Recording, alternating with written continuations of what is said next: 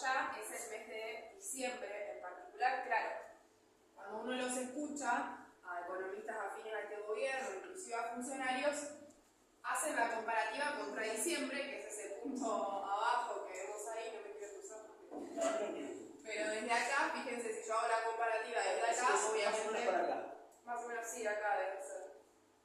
Si yo hago la comparativa respecto a diciembre, obviamente voy a tener un crecimiento desde el piso al que llegaron post devaluación. Recordemos un salto del tipo de cambio del 118% si consideramos lo que aumentó el valor del dólar oficial y la suba de la alícuota del impuesto país, que cuando ellos llegaron era del 7,5 y lo llevan al 17,5. Ahora, hay algo, ya sabemos que el salario experimentó una caída muy fuerte en ese periodo y que el inicio de la gestión de este gobierno estuvo marcada por la destrucción del poder adquisitivo.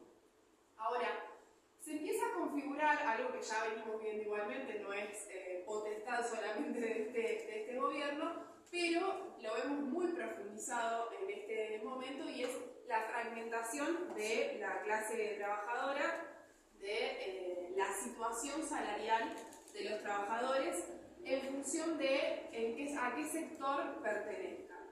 Fíjense que ahí tenemos diferenciado cuando nosotros miramos el promedio ponderado por la cantidad de trabajadores que hay en cada sector, nos da una caída del poder adquisitivo del 9,6% con respecto a noviembre del año pasado.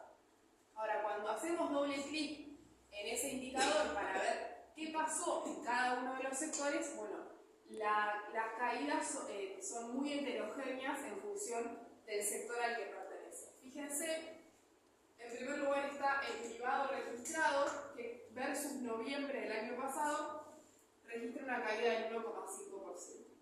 Un asterisco acá porque me ha pasado en charlas que hay trabajadores del sector privado que me dicen, che, yo no recuperé eso ni de casualidad. Bueno, esto es un promedio y los promedios sabemos que pueden estar traccionados por salarios que tengan otra dinámica o sectores que puedan negociar paritarias mejores que otros que se encuentran en situaciones más complicadas. El caso del público registrado, 16,1% es la caída del poder adquisitivo versus noviembre. Para ponerlo en perspectiva, el macrismo significó la pérdida. Durante los 4 años del macrismo, el salario perdió 20 puntos. Ahora estamos hablando de 16% en menos de un año, exactamente. Y después vamos a ver con los números fiscales que la parte, vieron que nosotros tenemos un gráfico que lo subimos todos los meses cuando salen los nuevos valores fiscales respecto del superávit, y es quién financió el superávit fiscal. De cada 100 pesos que ajustó el gobierno, 25 lo pusieron jubilados y pensionados, 23 la obra pública, y hay un 12,8 más o menos que viene de los gastos de funcionamiento del Estado. Bueno, eso está dado fundamentalmente por esto que vemos ahí, es la licuación de los saberes de los trabajadores estatales. Y ahí tenemos la situación también, inclusive al interior del sector público, tenemos mucha heterogeneidad porque sabemos, por ejemplo, que en el caso de docentes universitarios estamos hablando de pérdidas que llegan al 35%. Y bueno, y ni hablar cuando vamos al no registrado, que también es un indicador difícil. Se puede hacer un proxy con el salario mínimo vital y móvil, que también no registró actualizaciones que ni siquiera llegaran a empatar a la inflación, y ahí estamos hablando de una pérdida de 20 puntos con respecto a noviembre del año pasado. Bueno, todo esto que veíamos del poder adquisitivo de los salarios obviamente tiene su impacto en indicadores de consumo masivo. Esto es el consumo de carne. Fíjense, estamos en el peor nivel de consumo de los últimos 28 años. Esta serie arranca desde 2011. Obviamente en el mes, bueno, fíjense esto, porque muchas veces se discute cuánto de esta caída del consumo responde a cambios culturales, a cambios en los hábitos de consumo, y cuánto a la pérdida de poder adquisitivo. Bueno, los cierto es que al menos en los últimos 10 años el consumo de carne va cayendo sostenidamente con una caída muy significativa ahí en el año 2024.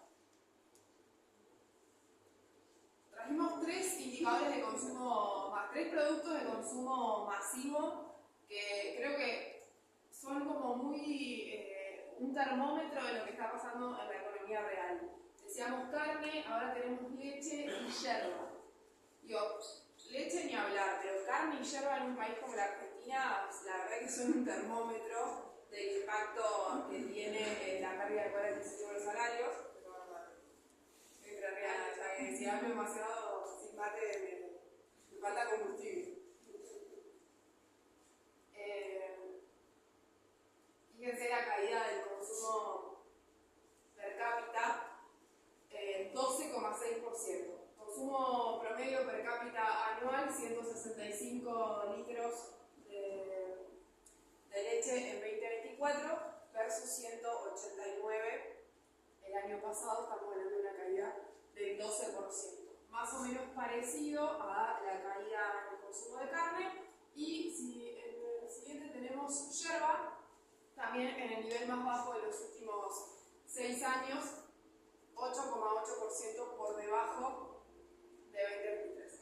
Digo, ya que caiga el consumo de yerba, estamos hablando de un escenario en términos de consumo que explica también gran parte de la evolución cuando vemos lo que pasa con la evolución del índice de precios al consumidor y decimos, bueno, ¿qué variables explican el 2,7, por ejemplo, del último mes? Bueno, una fundamentalmente tiene que ver con el tipo de cambio, pero otra muy importante es esto, es la caída en el consumo de alimentos y bebidas, un rubro que generalmente venía estando por encima del nivel general de precios y en el último tiempo está por debajo de ese nivel, que muestra esta situación que se está atravesando. Ahora lo vemos en ventas en supermercados.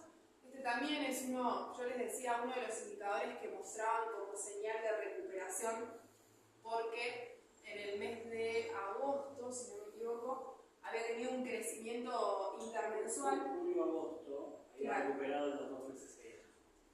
Exactamente, había recuperado con respecto al mes anterior, y en el mes de septiembre cae un 0,4% con respecto a agosto, y también se ubica en el nivel más bajo para un septiembre desde 2017, que es de donde tenemos la serie en el INDEC, pero fíjense, más relevante para ver es la comparación con septiembre de 2020. Está inclusive por debajo del año de pandemia. Esto es ventas en supermercados.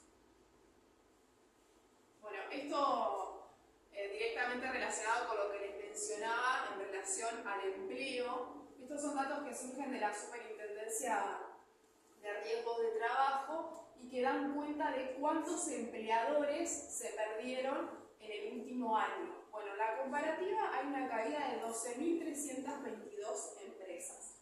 Obviamente esto lo vemos reflejado, la contracara de esto es el aumento de la desocupación, la pérdida de puestos de trabajo. Y fundamentalmente la mayoría de estas empresas son empresas de hasta 500 trabajadores, es decir, más del segmento pequeñas y medianas empresas. Tenemos en cuenta que para clasificar económicamente a las empresas se suele hacer pymes son entre 0, básicamente es el término único, y 500 empleados más o menos, lo que es pyme, además tenés más grande sos.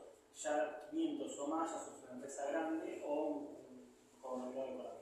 Entonces, que más del 98% de las que hayan cerrado sea con menos de 500 empleados, te da también un patrón, un parámetro de cómo está la situación, porque los grandes están cayendo, lo que